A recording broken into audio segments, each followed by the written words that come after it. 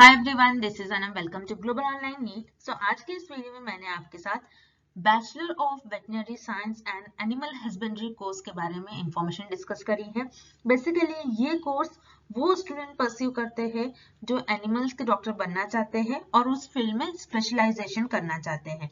तो आज के इस वीडियो में हम देखेंगे कि आप कैसे इस कोर्स में एडमिशन ले सकते हैं, गवर्नमेंट कॉलेजेस का कट ऑफ कितना जाता है, काउंसलिंग में कितने राउंड्स होंगे, काउंसलिंग प्रोसेस आपका कैसा होगा, एक्सेट्रा। सो उनकी डिटेल्स हम देखेंगे। मैंने काफी रिसर्च करके ये वीडियो बनाया है आपके लिए, तो काफी इंफॉर्मेटिव वीडियो होने वाला है। वीडियो को अंत तक जरूर देखिए और चैनल पर नए हैं तो चैनल को जरूर सब्सक्राइब कर लीजिए। और चलिए आज के इस वीडियो को हम स्टार्ट करते हैं।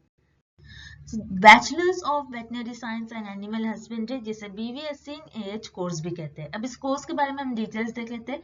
तो ये कोर्स टोटल 5.5 इयर्स का होता है, जिनमें 4.5 इयर्स जो होते हैं आपके स्टडी के होते हैं, एक थियोरी पार्ट होता है आपका एंड 1 ईयर इंटर्नशिप के होते हैं। सिंपली अगर इस कोर्स के बारे में कहा जाए तो you are going to be a doctor who treats animals.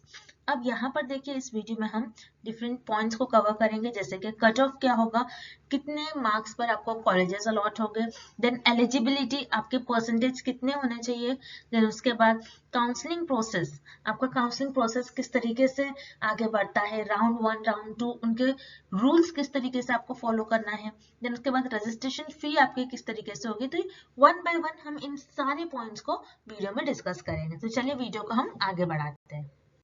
तो अब हम वेटनरी गवर्नमेंट कॉलेजेस के कट ऑफ देखेंगे कैटेगरी वाइज। तो जनरल कैटेगरी की यहाँ पर बात करा जाए तो बिदार कर्नाटका कॉलेज में जो कट ऑफ रहा है 2023 में, दैट इज 481 मार्क्स। तो देखिए यहाँ पर जो कट ऑफ है ये फाइनल कट ऑफ है।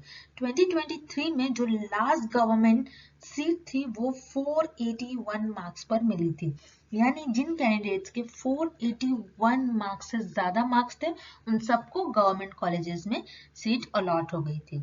अब बात करा जाए 2024 की, तो 2024 में ये हमारा एक्सपेक्टेड कट ऑफ है। तो देखिए यहाँ पर हमने 10 to 15 मार्क्स ज्यादा पकड़ कर चला है, क्योंकि इस बार जैसे कि आपको पता है रैंक काफी हाई गई है, तो इसीलिए 10 to 15 मार्क्स आप यहाँ पर ऐड कर कर आप आपका कट ऑफ एक्सपेक्टेड कर सकते हो। 2024 में इस तरीके से कट ऑफ आपका जा सकता है, जैसे कि 496 है।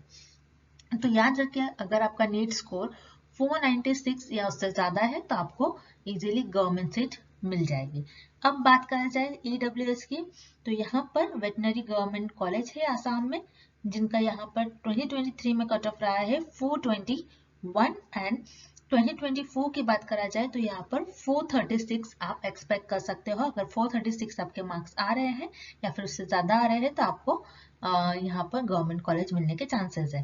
देन उसके बाद OBC की बात करा जाए तो OBC में वेटनरी गवर्नमेंट कॉलेज नागालैंड में जो 2023 में कट ऑफ मार्क्स रहा है आपका, दैट इज 461। तो लास्ट जो गवर्नमेंट सीट मिली थी 461 मार्क्स पर मिली थी, तो इस साल आप 475 मार्क्स एक्सपेक्ट कर सकते हो।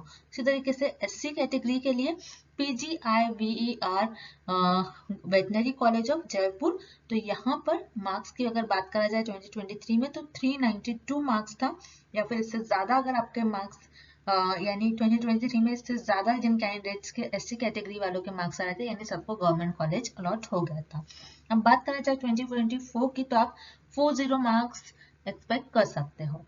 SC ST कैटेगरी की अगर बात करा जाए तो आता है college veterinary government college Nagpur, जो कि महाराष्ट्र में लोकेटेड है। यहाँ पर कट ऑफ की बात करा जाए 2023 में तो मार्क्स आपका था 361, ये कट ऑफ रहा है, और इस ईयर आप एक्सपेक्ट कर सकते हो 376। तो आपको नागपुर महाराष्ट्र में आपको कॉलेज मिलने के, सीट मिलने के चांसेस है अगर आप ST कैटेगरी से बिलोंग करते हो। तो यही रहे कुछ आपके जो वेटनरी गवर्नमेंट कॉलेजेस है उनका कट ऑफ। तो ये फाइनल कट ऑफ है अगेन, यानी जो लास्ट आपको कट ऑफ या लास्ट सीट जो अलॉट हुए हैं स्टूडेंट्स को, उनका हमने यहाँ पर कट ऑफ आपके साथ शेयर किया। नेक्स्ट, अब हम काउंसलिंग इंफॉर्मेशन देख लेते हैं। तो ये देखिए यहाँ पर जो भी हम आपके साथ इंफॉर्मेशन डिस्कस कर रहे हैं वो 2023 बेस्ड पर ही हम सारी इंफॉर्मेशन आपके साथ डिस्कस कर रहे हैं, क्योंकि 2024 का अभी तक कोई भी नोटिस नहीं आया आपके साथ, या फिर कोई भी इंफॉर्मेशन ब्राउशर आपके साथ शेयर नहीं किया गया है। तो 2023 के बेस पर जो प्रोसेस वगैरह था वही होगा होपफुली लेकिन कुछ पॉइंट्स अगर चेंज होते हैं या फिर आपका काउंसलिंग प्रोसीजर चेंज होता है, कुछ आपके रूल्स वगैरह चेंज होते हैं, तो हम आपको वीडियो के थ्रू नोटिफाई कर देंगे। फॉर नाउ आपको 2023 की जो इन्फॉर्मेशन आपके साथ शेयर करी गई है वही आपको लेकर चलना है। अब बात करा जाए यहाँ पर काउंसलिंग में, तो टोटल सीट्स जो होते हैं 744 सीट्स है। अब यहाँ पर काउंसलिंग कौन करवाता है? वेटनरी काउंसिल ऑफ इंडिया करवाती है। काउंसलिंग जो होती है 15% ऑल इंडिया कोटा सीट्स पर होती है अंडर वेटनरी कॉलेजेस की। और रजिस्ट्रेशन की बात करा जाए तो रजिस्ट्रेशन की ये ऑफिशियल वेबसाइट है, यहाँ पर आपको जाकर रजिस्ट्रेशन करना है और इनकी फी वगैरह सबमिट करनी है। वो भी हम डिस्कस करेंगे आगे चलकर फी क्या होगी, लेकिन ये ऑफिशियल वेबसाइट है, यहीं पर जाकर आपको रजिस्ट्रेशन वगैरह करना है। रजिस्ट्रेशन विंडो अभी ओपन नहीं हुई है, जब भी ओपन होती है हम आपको वीडियो के थ्रू नोटिफाई कर देंगे। देन एलिजिबिलिटी क्राइटेरिया की बात करा जाए तो यहाँ पर जनरल कैटेगरी वाले कैंडिडेट्स क्वालिफाई होना चाहिए in the subject English, physics, chemistry, biology and biotechnology में आपके मिनिमम 50% मार्क्स होना चाहिए। देन उसके बाद SC एंड ST कैंडिडेट्स के 47.5% होने चाहिए। अब देखिए, this is very important point, BVSC in AH degree course में आपकी जो मेरिट बनती है तो वो सिर्फ और सिर्फ नीट UG 2024 के रैंक के बेसिस पर ही आपकी मेरिट बनेगी। कोई अदर आपकी मेरिट कोई दूसरे मार्क्स पर या फिर कोई दूसरे वेटेज पर आपका एडमिशन कंसिडर नहीं करा जाएगा इस कोर्स के लिए। सिर्फ और सिर्फ नीट UG 2024 के रैंक के बेसिस पर ही आपकी एडमिशन मेरिट लिस्ट बनेगी। नेक्स्ट, अब देखिए काउंसलिंग प्रोसेस की अगर बात करा जाए तो डिफरेंट राउंड्स में काउंसलिंग कंडक्ट कराई जाती है, जैसे कि राउंड 1, राउंड 2, राउंड 3, जिसे मॉप अप राउंड भी कहते हैं, एंड लास्ट होता है स्ट्रे वैकेंसी राउंड। तो वन बाय वन हम सारे राउंड्स देखेंगे किस तरीके से हर एक राउंड कंडक्ट कराए जाते हैं, उनके रूल्स के आपको फॉलो करना है। ये सारी चीजें हम one by one next slides में डिस्कस करते हैं।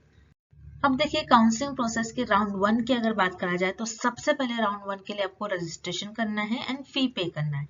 फी कितनी पे करना है ये भी हम आगे डिस्कस करते हैं, लेकिन फोन आपको देखना है, पहले रजिस्ट्रेशन करना है एंड देन फी पे करने के बाद आपको चॉइस फिलिंग करना है, अपने चॉइसेस को लॉक करना है। देन उसके बाद आपके जो रिजल्ट है वो आपको शेयर कर दिए जाएंगे, आपको सीट अलॉट हुई है या फिर नहीं। अगर आपको सीट अलॉट हुई है देन उसके बाद आपको प्रोविजनल अलॉटमेंट लेटर जो है इसको आपको डाउनलोड करना है। डाउनलोड करने के बाद आपको कॉलेज में रिपोर्ट करना है। अब देखिए ये पॉइंट्स यहाँ पर बहुत इंपॉर्टेंट है। अब मान लीजिए आपको जो कॉलेज अलॉट हो गया है, आपने वहां जाकर रिपोर्ट करा, तो आपके पास ऑप्शन है कि आप री चॉइस फिलिंग भी कर सकते हैं राउंड 2 के लिए। अब नोट, इस बात का आपको ध्यान रखना है, ये जो पॉइंट्स यहाँ पर लिखे हैं बहुत इंपॉर्टेंट है, यही आपको रूल्स फॉलो करने हैं। अब देखिए यहाँ पर इन्होंने मेंशन करा है कि आपको राउंड 1 में सीट अगर अलॉट हो गई है लेकिन आपने जो अलॉटेड कॉलेज है वहां जाकर आपने रिपोर्ट नहीं करा, तो उस केस में आपको अलाउड नहीं करा जाएगा, आगे फर्दर जो काउंसलिंग राउंड होते हैं उनमें आप पार्टिसिपेट नहीं कर पाओगे। इस बात का आपको ध्यान रखना है। देन नेक्स्ट राउंड के बारे में देखते हैं हम। अब राउंड 2 की अगर बात करा जाए तो राउंड 2 में भी रजिस्ट्रेशन होता है एंड आपको फी पे करनी है। अब देखिए यहाँ पर किन के लिए रजिस्ट्रेशन होगा, देखिए रजिस्ट्रेशन एंड पेमेंट जो होगा ये फ्रेश कैंडिडेट्स के लिए होगा। ऐसे कैंडिडेट जिन्होंने राउंड 1 में एनरोल नहीं करा था वो राउंड 2 में उनको फ्रेश रजिस्ट्रेशन करना है एंड फी वगैरह पे करनी है। ये सिर्फ और सिर्फ फ्रेश कैंडिडेट्स के लिए है। लेकिन ऐसे कैंडिडेट जिन्होंने राउंड 1 में रजिस्ट्रेशन करा था तो उनको राउंड 2 के लिए कोई जरूरत नहीं है फिर से रजिस्ट्रेशन या फिर फी वगैरह सबमिट करने के लिए। राउंड 2 के लिए आपको सेपरेट अलग से फी नहीं पे करना है अगर आपने राउंड 1 में ऑलरेडी पे कर रखा है तो। देन नेक्स्ट जो स्टेप है उसके बाद आपको चॉइस फिलिंग करना है एंड देन अपने चॉइसेस को लॉक करना है। सेम रिजल्ट आ जाएगा आपका, आपको सीट अलॉट हुई है या फिर नहीं हुई है आपको पता लग जाता है। अगर सीट अलॉट हो गई है तो उसके बाद आपको डाउनलोड करना है provisional allotment letter and then उसके बाद कॉलेज में आपको जाकर रिपोर्ट करना है। अब बात करते हैं राउंड 3 की। तो काउंसलिंग प्रोसेस में राउंड 3 को मॉप अप राउंड भी कहते हैं। अब राउंड 3 की बात करा जाए या फिर मॉप अप राउंड की बात करा जाए तो यहाँ पर रजिस्ट्रेशन आपको करना है, पेमेंट वगैरह एंड रजिस्ट्रेशन वगैरह फी पे करना है। लेकिन ये किसके लिए है, सिर्फ फ्रेश कैंडिडेट्स के लिए है। अब नोट में देखिए जो पॉइंट्स यहाँ पर उन्होंने मेंशन करा है आपके साथ, ये किन कैंडिडेट्स को रजिस्ट्रेशन करना है, किन को नहीं करना है, ये पॉइंट्स में इन्होंने मेंशन करा है। अब देखिए ऐसे कैंडिडेट जिन्होंने राउंड 1 या फिर राउंड 2 में रजिस्टर करा था, लेकिन उन्हें ये दोनों भी राउंड में कोई भी सीट अलॉट नहीं हुई है, तभी उनको कोई जरूरत नहीं है राउंड 3 में फिर से रजिस्ट्रेशन करने की। वो डायरेक्टली पार्टिसिपेट कर सकते हैं राउंड 3 या फिर मॉब ऑफ राउंड के लिए। लेकिन अगर ऐसे कैंडिडेट्स जिनको सीट अलॉट हो गई है राउंड 1 या फिर राउंड 2 में, वो एलिजिबल नहीं होते हैं, वो पार्टिसिपेट नहीं कर सकते हैं राउंड 3 या फिर मॉप अप राउंड के लिए। अब देखिए payment of mop up round, एक सिक्योरिटी डिपॉजिट जो होता है आपको उस रूप में आपको मॉप अप राउंड की फी वगैरह फी के साथ सिक्योरिटी डिपॉजिट भी आपको सबमिट करना है। Then choice filling and locking करना है, और उसके बाद अगर रिजल्ट आते हैं आपको सीट अलॉट होती है, देन प्रोविजनल अलॉटमेंट लेटर आपको डाउनलोड करना है एंड रिपोर्ट करना है एट द कॉलेज। नेक्स्ट अब बात करते हैं स्ट्रे वैकेंसी राउंड की। तो स्ट्रे वैकेंसी राउंड, किसी भी काउंसलिंग में अगर स्ट्रे वैकेंसी राउंड की बात करा जाए तो याद रखिएगा स्ट्रे वैकेंसी राउंड में जो भी आपके राउंड 1, राउंड 2 या फिर राउंड 3 में जो भी सीट बच जाती है, वही जो सीट्स होती है वही स्ट्रे वैकेंसी राउंड में दिया जाता है। तो स्ट्रे वैकेंसी राउंड के लिए पहले नोटिफिकेशन आता है, कोई सीट्स अगर वैकेंट है, कोई सीट खाली है तो उसका आपको नोटिफिकेशन आ जाएगा। अब बात करते हैं यहाँ पर रजिस्ट्रेशन की, तो कोई भी फ्रेश रजिस्ट्रेशन यहाँ पर नहीं होता है। अब देखिए मॉप अप राउंड में अगर आपने रजिस्टर कर रखा था ऑलरेडी तो आपको फिर से यहाँ पर रजिस्ट्रेशन करने की कोई जरूरत नहीं है, आपको फिर से रजिस्ट्रेशन नहीं करना है। अब बात करा जाए सीट्स की, अगर आपको राउंड 1, राउंड 2 या फिर मॉप अप राउंड में कोई भी सीट अलॉट हुई है तो उस केस में आप स्ट्रे वैकेंसी राउंड में एलिजिबल नहीं होते, आप पार्टिसिपेट नहीं कर पाओगे। अब बात करते हैं यहाँ पर फी वगैरह की, तो आपको स्ट्रे वैकेंसी राउंड के लिए आपको फी देना है and security deposit as per schedule time, जो टाइम दिया होता है उसी टाइम के ड्यूरेशन में आपको सिक्योरिटी डिपॉजिट वगैरह आपको पे करना है। देन उसके बाद आपको चॉइस फिलिंग करना है एंड आपके चॉइसेस को लॉक करना है, एंड देन अगर आपको सीट अलॉट होती है तो प्रोविजनल अलॉटमेंट लेटर आपको डाउनलोड करना है एंड देन आपको रिपोर्ट करना है कॉलेज पर।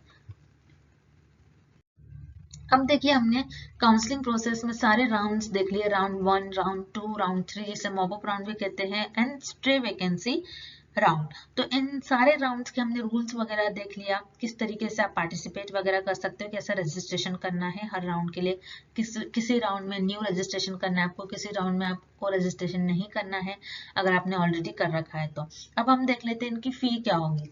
तो देखिए round 1, round 2 and mop up round की फी कुछ इस तरीके से होती है। जनरल कैंडिडेट्स के लिए 1000 रुपीज, EWS एंड OBC के लिए 900 and SC ST PWD candidates के लिए 500 रुपीज आपकी रजिस्ट्रेशन फी होती है। अब देखिए जैसे हमने देखा mop up round and stray vacancy round के में अगर आपको पार्टिसिपेट करना है तो उनकी आपको सिक्योरिटी अमाउंट आपको पे करना होता है और ये रिफंडेबल होती है, लेकिन कुछ सर्टेन कंडीशंस पर। अब देखिए अगर मॉप अप राउंड की बात करा जाए, मॉप अप राउंड की जो सिक्योरिटी डिपॉजिट की बात करा जाए तो general, OBC, EWS and PIO की 10,000 होती है, SC ST PH and SC ST and PH candidates के लिए 5,000 रुपीज। उसी तरीके से स्ट्रे वैकेंसी राउंड में पार्टिसिपेट करने के लिए आपके फी की अगर बात करा जाए तो काफी ज्यादा है, 50,000 रुपीज है general, OBC, EWS and PIO के लिए। तो बड़ा सोच समझ कर आपको पार्टिसिपेट करना है स्ट्रे वैकेंसी राउंड के लिए। And then SC ST and PH candidates के लिए 25,000 रुपीज यहाँ पर आपके फी है स्ट्रे वैकेंसी राउंड के लिए। तो इस तरीके से आपको registration fee and security amount जो है, जो कि रिफंडेबल है कुछ कंडीशन पर, कुछ इस तरीके से है जैसे कि यहाँ पर टेबल में हमने आपके साथ शो करा है। तो ये भी टेबल हमने आपके इंफॉर्मेशन ब्राउजर से प्रीवियस ईयर से हमने ये उठाया है, तो ऑथेंटिक इंफॉर्मेशन है, आप इसे फॉलो कर सकते हो।